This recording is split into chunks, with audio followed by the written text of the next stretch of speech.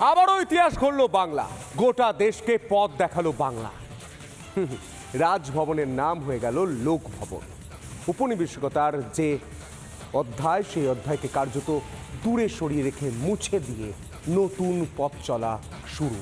গোটা দেশে এই নাম কার্যকর, Lok Bhavan.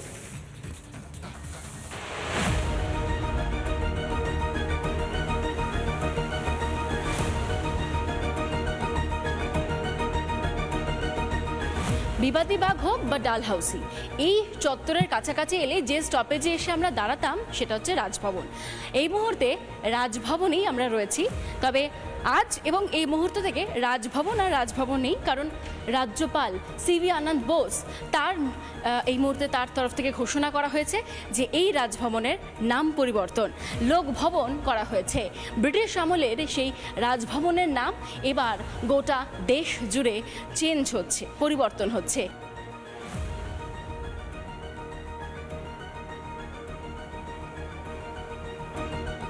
The nomenclature of the governor's house will now be not Raj Bhavan but Lok Bhavan. This has been the decision of the government of India.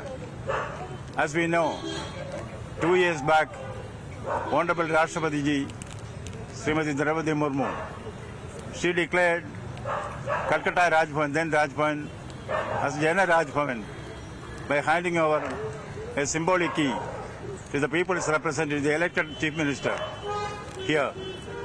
Now, this concept has been accepted as a concept of relevance all over India.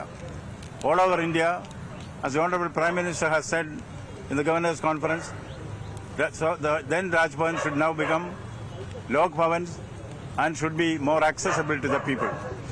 It is not a change of name, it is a change of spirit. রাজ্যপাল CV আনন্দ বোস তিনি officially ঘোষণা করে দিলেন রাজভবন এবার লোকভবন, কারণ সাধারণ মানুষের খুব কাছে পৌঁছে যাবে এবার এই লোকভবন। এই আমরা এই মুহূর্তে যেখানে দাঁড়িয়ে রয়েছি সেই যে ব্যাকড্রপ, সেখানে লোকভবন লেখা রয়েছে, তার নিচে রয়েছে কলকাতা। এই লোকের যে জায়গায় সেখানে লেখা ছিল রাজভবন, সেই রাজের পরিবর্তে এবার লোকভবন অ্যাড করা হয়েছে। লোকভবন এবার থেকে রাজভবন। ভিডিও জার্নালিস্ট দীপঙ্কর কাঞ্জিলালের সঙ্গে ঐন্দ্রিলা ঘোষ, রিপাবলিক বাংলা, কলকাতা। নানা ধরনের কন্টেন্ট দেখার জন্য লাইক করুন, শেয়ার করুন আমাদের ফেসবুক পেজ, সাবস্ক্রাইব করুন আমাদের ইউটিউব চ্যানেল। পাশাপাশি অন্যান্য ব্রেকিং নিউজের জন্য অবশ্যই চোখ রাখুন রিপাবলিক বাংলায়।